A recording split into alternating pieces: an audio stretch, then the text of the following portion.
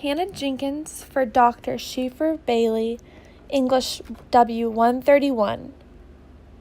Exploratory Strong Response Essay. Being a woman.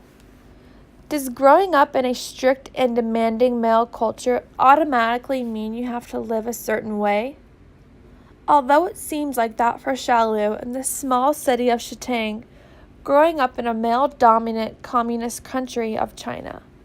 But throughout the story, Xiaolu explores the different wonders of freedom and being a woman in such an unfair society.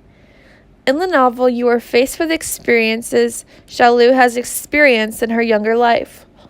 All those situations really intrigued me. They kept me interested in the story itself because there were so many different views on each situation. But with the controversy that men and women are faced with today, you can hardly tell right from wrong.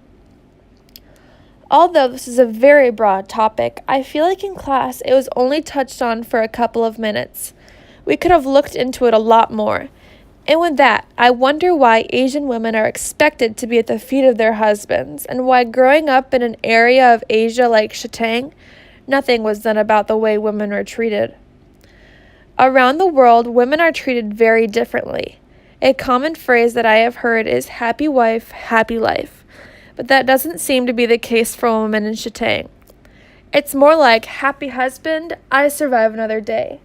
That was the type of life Xiaolu's grandmother lived. From the text, page 20, Xiaolu's grandmother says, I lived the life of a dog. It's hardly worth living, but I pray for you and your mother and your father.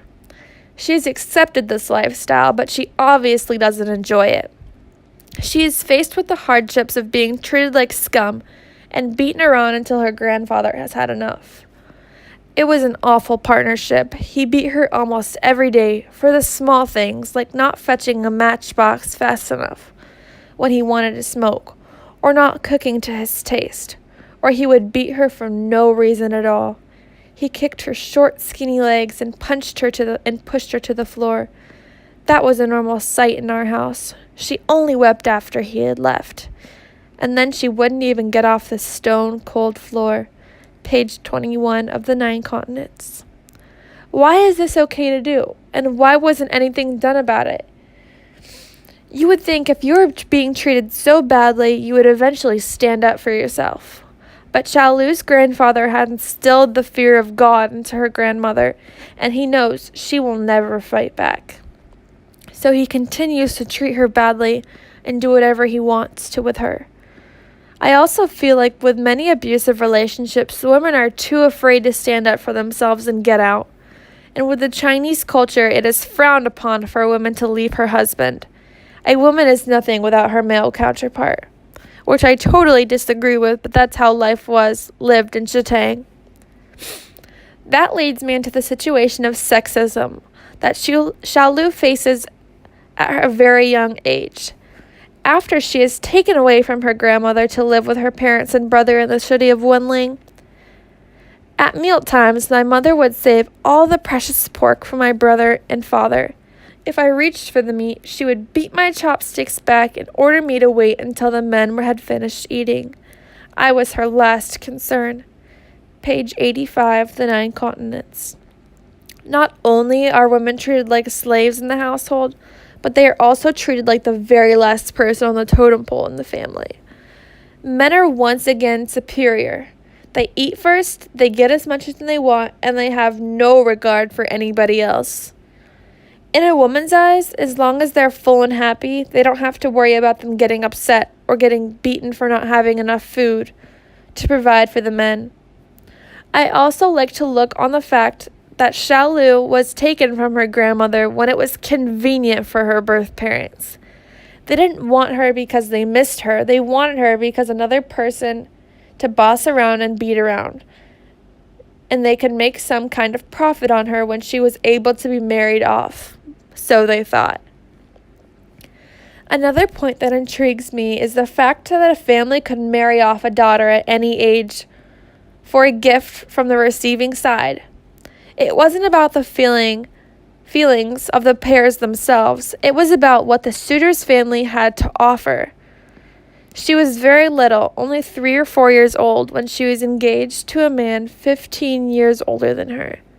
But by the time she had turned 14, they were supposed to get married. He had died from some illness. Our parents and his parents would not break off the engagement, since his parents promised to give us a donkey for her marriage. Page 42, The 9 Continents. Once again, the women were used as a bargaining chip for the family to get the best price possible, even if the suitor wasn't what she wanted. Her opinion did not matter. In this case,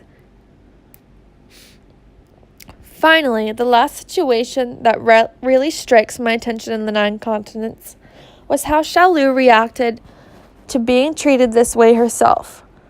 When she finally moved to Beijing to continue her teachings at the film school, she becomes involved with an Asian man named Shang.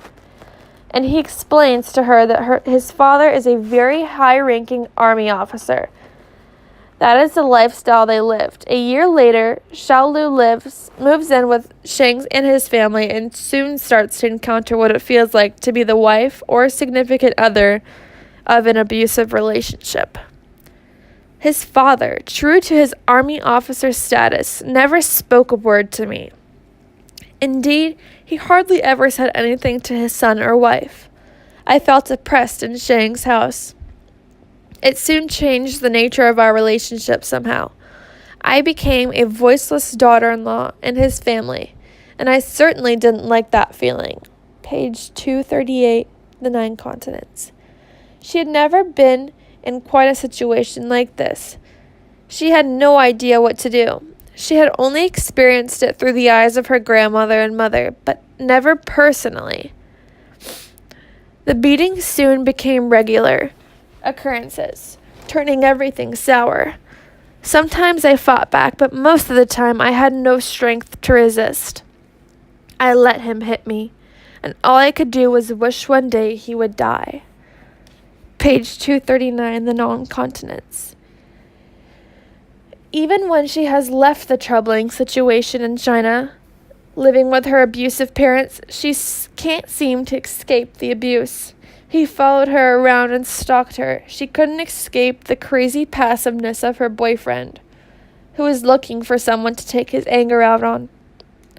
So we circle back to the beginning of the vicious cycle of the Asian culture, and we wonder to ourselves, why isn't anything done about this, and why have experiencing this type of torture at first hand from your relatives, you still object yourself to it? This is a question never truly answered by Guillaume in the 9 Continents. But we come to learn later in the story that she tries her hardest to get away from this type of abuse by moving to England, and that was her answer all along.